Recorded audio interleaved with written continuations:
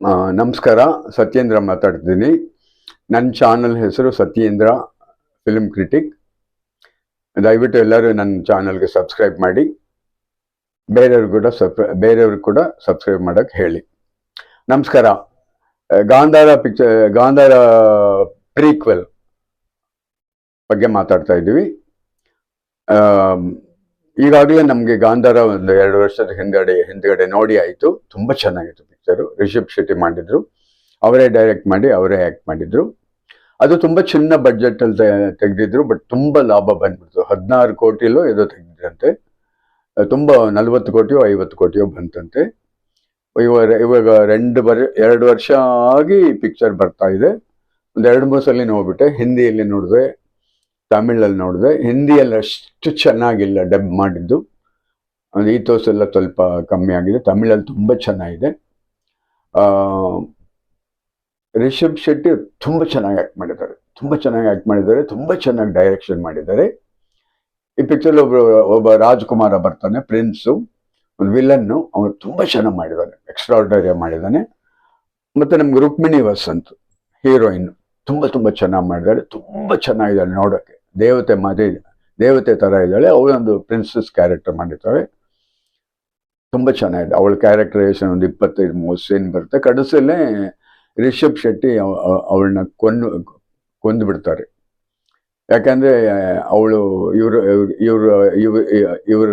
ಇವ್ರಿಗೆ ಮೋಸ ಮಾಡಿಬಿಟ್ಟು ಲವ್ ಮಾಡೋ ಥರ ಆ್ಯಕ್ಟ್ ಮಾಡ್ತಾ ಇರ್ತಾಳೆ. ಅವ್ರಿಗೆ ಗೊತ್ತಾಗ್ಬಿಟ್ಟು ಕಡಸಲ್ಲಿ ಹೀರೋಯಿನ್ನ ಕೊಂಡ್ಬಿಡ್ತಾರೆ. ಆ್ಯಕ್ಚುಲಿ ನಾವು ನೋಡೋ ಪಿಕ್ಚರ್ಲೆಲ್ಲ ಯಾರು ಹೀರೋಯಿನ್ನೆಲ್ಲ ಯಾರು ಕೊಲ್ಲೋದಿಲ್ಲ. ಈ ಪಿಕ್ಚರ್ನಲ್ಲಿ ಕೊಲ್ಲಿರ್ತಾರೆ, ಬಟ್ ತುಂಬ ಲಾಜಿಕಲ್ ಆಯಿತು. And that girl looks absolutely like a princess and very good costumes. ಪಿಕ್ಚರಲ್ಲಿ ಎಲ್ಲ ಚೆನ್ನಾಗಿದೆ ರೀ, ಎಲ್ಲ ಚೆನ್ನಾಗಿದೆ. ಫೋಟೋಗ್ರಫಿ ತುಂಬ ಚೆನ್ನಾಗಿದೆ, ಎಡಿಟಿಂಗ್ ಚೆನ್ನಾಗಿದೆ, ಕಾಸ್ಟ್ಯೂಮ್ ಚೆನ್ನಾಗಿದೆ, ಮೇಕಪ್ ಚೆನ್ನಾಗಿದೆ. 1000 ಜನ ಆ್ಯಕ್ಟ್ ಮಾಡ್ತಾರೆ ಈ ಪಿಕ್ಚರ್ಲಿ. 1000, ಅದರಲ್ಲಿ 30-40 ಚಿಕ್ಕ ಕ್ಯಾರೆಕ್ಟರ್ ಎಲ್ಲ ಇದೆ. ಎಲ್ಲ ತುಂಬ ಚೆನ್ನಾಗಿದೆ. ಈ ರಾಜವಂಶ ಇದೆಯೋ ಅವ್ರಿಗೂ ಇಂದ ಬುಡಕಟ್ಟಿನ ಮಕ್ಕಳಿರಲಿಯೋ ಅವ್ರಿಗೂ ಇವರು ನಡುವೆ ನಡೆಯೋ ಥರ ಈ ಥರ ಕತೆ. ರಿಷಬ್ ಶೆಟ್ಟಿ ಪ್ರಿನ್ಸಸ್ ಲವ್ ಮಾಡಿಬಿಡ್ತಾರೆ. ಇಲ್ಲ, ಪ್ರಿನ್ಸಸ್ ಇವಳನ್ನ ಲವ್ ಮಾಡ್ತಾರೆ. ಸೊ ಆಯ್ತು, ಈ ಥರ ಎಲ್ಲ ಕಥೆಲ್ಲ ಹೋಗ್ತಾ ಇರುತ್ತೆ. ಒಂದು ಸೀನ್ ತುಂಬ ಚೆನ್ನಾಗಿದೆ. ಇಂಟರ್ವಲ್ಗೆ ಮುಂದೆ ಒಂದು ಕುದುರೆ ಬರುತ್ತೆ. ಕುದುರೆಗೆ ಏನು ಕಡಿವಾಣ ಏನು ಇರೋದಿಲ್ಲ. ಒಂದು ಕಾಡು ಕುದುರೆ, ಬೆಳ್ಳಗಿರೋ ಕುದುರೆ, ತುಂಬ ದೊಡ್ಡ ಕುದುರೆ. ಅದು ಸಿಕ್ಕಾಪಟ್ಟೆ ಓಡ್ತಾ ಇರುತ್ತೆ ಮಾರ್ಕೆಟ್ಲಿ, ಸಿಕ್ಕಾಪಟ್ಟೆ ಓಡ್ತಾ ಇರ್ತಾರೆ. ಎಲ್ಲ ಭಯ ಬಿದ್ದು ಓಡ್ತಾ ಇರ್ತಾರೆ. ಆ ಸೀನ್ ತುಂಬ ಚೆನ್ನಾಗಿದೆ.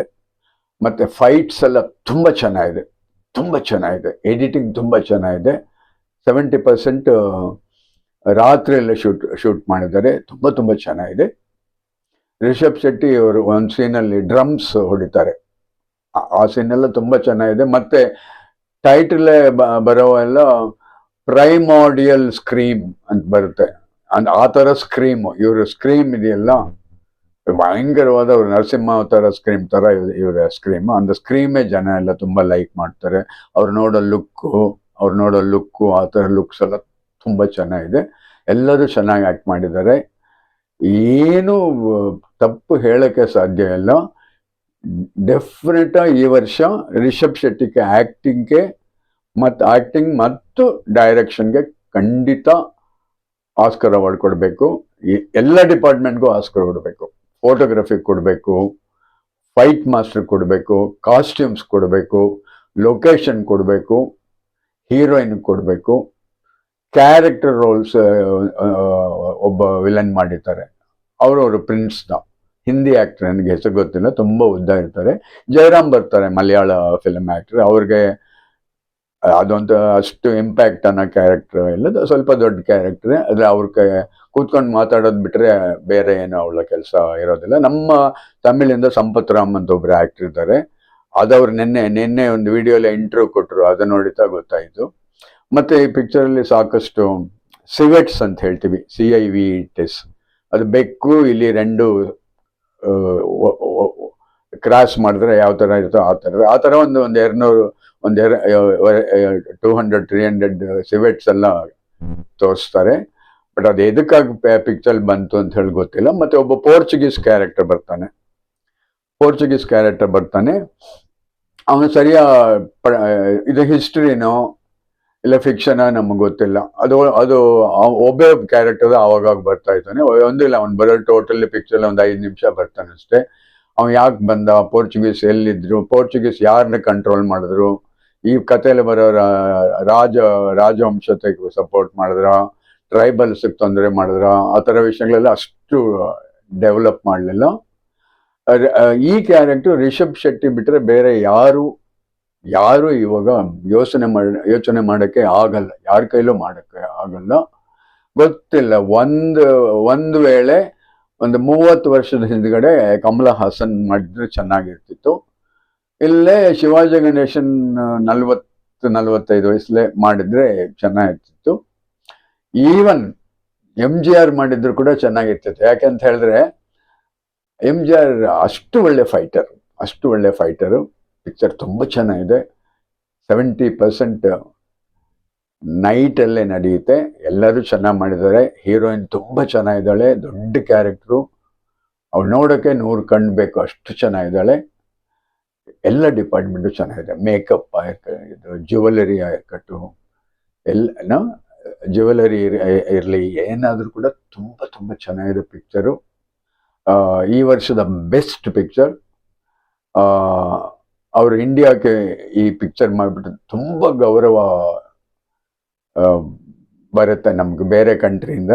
ಈ ವರ್ಷ ರಿಲೀಸ್ ಆದ ಪಿಕ್ಚರ್ಲಿ ದಿ ಗ್ರೇಟೆಸ್ಟ್ ಪಿಕ್ಚರ್. ಸ್ವಲ್ಪ ಲೆಂಗ್ತ್ ಕಮ್ಮಿ ಮಾಡ್ಬೋದಾಯಿತು, ಒಂದು 20 ನಿಮಿಷ ಕಟ್ ಮಾಡಿದ್ರೆ ಚೆನ್ನಾಗಿತ್ತು. ಕಡಸಲೆ ಪಂಜುರ್ಲಿ ತೆಯ್ಯಂ ಕೇರಳ ಕ್ಯಾರೆಕ್ಟರ್, ಕಡಸಲೆ 2 ಕ್ಯಾರೆಕ್ಟರ್ ಬಂದು ಅಲ್ಲಿ ಹಾಡು ಹೇಳಿ ಡ್ಯಾನ್ಸ್ ಮಾಡುತ್ತೆ. ಮತ್ತೆ ಆ ಸಾಂಗ್ ನಮ್ಗೆ ರಿಪೀಟ್ ಆಗುತ್ತೆ. ಗಾಂಧಾರಲ್ಲ ಇರುತ್ತಿಲ್ಲ, ವರಾಹ ರೂಪಂ. ನನ್ಗೆ ಆಡೋಕ್ಕೆ ಬರಲ್ಲ, ಬಟ್ ಅದು ಕೇಳಿದ್ರೆ ಹುಚ್ಚಿಡ್ದು ಬಿಡುತ್ತೆ, ಅಷ್ಟು ಚೆನ್ನಾಗಿರುತ್ತೆ ಟ್ಯೂನ್ ಎಲ್ಲ. ತುಂಬ ಚೆನ್ನಾಗಿದೆ picture. Thanks to Rishab Shetty. I want him to win awards. ತುಂಬ ಸಂತೋಷ, ಕನ್ನಡದಿಂದ ಇಷ್ಟು ಒಳ್ಳೆ ಪಿಕ್ಚರ್ ಬಂದಿದೆ. 254 days ಶೂಟ್ ಮಾಡಿದಾರಂತೆ ಈ ಪಿಕ್ಚರು. ಆ ಪಿಕ್ಚರ್ ಒಳಗಡೆ ಎಷ್ಟು ಕಷ್ಟ ಬಿದ್ದಿದ್ದಾರೆ, ಎಷ್ಟು ರಿಸರ್ಚ್ ಮಾಡಿದ್ದಾರೆ. ಕಿಟಕಿಟ ಒಂದು ಮಹಾಭಾರತ ಫಸ್ಟ್ ಟೈಮ್ ಹೇಳಿದವ್ರಿಗೆ ಎಷ್ಟು ಕಷ್ಟಪಟ್ಟಾರೋ, ರಾಮಾಯಣ ಫಸ್ಟ್ ಟೈಮ್ ಹೇಳಿದವ್ರು ಎಷ್ಟು ಕಷ್ಟಪಟ್ಟರೋ ಅಷ್ಟು ಕಷ್ಟ ಇವರು ಬಿದ್ದಿದ್ದಾರೆ. ಇಲ್ಲೇ ಅಂದ್ರೆ ಒಂದು ತಂಜಾವೂರು ದೇವಸ್ಥಾನ, ಇಲ್ಲೇ ಹಳೇಬೀಡು ದೇವಸ್ಥಾನ ಎಲ್ಲ ಶಿಲ್ಪಕಲೆ ಎಲ್ಲ ಇರ್ಕಿಲ್ಲ, ಅದಕ್ಕೆ ಯಾರು ಎಷ್ಟು ಕಷ್ಟಪಟ್ಟರೋ ಅಷ್ಟು ರಿಷಬ್ ಶೆಟ್ಟಿ ಅವರು ಈ ಪಿಕ್ಚರ್ಗೋಸ್ಕರ ಕಷ್ಟಪಟ್ಟಿದ್ದಾರೆ. ಇನ್ನೂ ಅವರು ಒಳ್ಳೊಳ್ಳೆ ಪಿಕ್ಚರ್ ಮಾಡಿ ಅಂತ ಹೇಳಿಬಿಟ್ಟು ನಾನು ನಿಲ್ಲಿಸ್ಕೊಳ್ತೀನಿ. ಥ್ಯಾಂಕ್ಸ್. ಸತ್ಯೇಂದ್ರ ಮಾತಾಡ್ತೀನಿ. ನನ್ನ ಚಾನಲ್ ಹೆಸರು ಸತ್ಯೇಂದ್ರ ಫಿಲ್ಮ್ ಕ್ರಿಟಿಕ್. ದಯವಿಟ್ಟು ಸಬ್ಸ್ಕ್ರೈಬ್ ಮಾಡಿ, ಬೇರೆಯವ್ರಿಗೆ ಕೂಡ ಹೇಳಿ. ಥ್ಯಾಂಕ್ಸ್.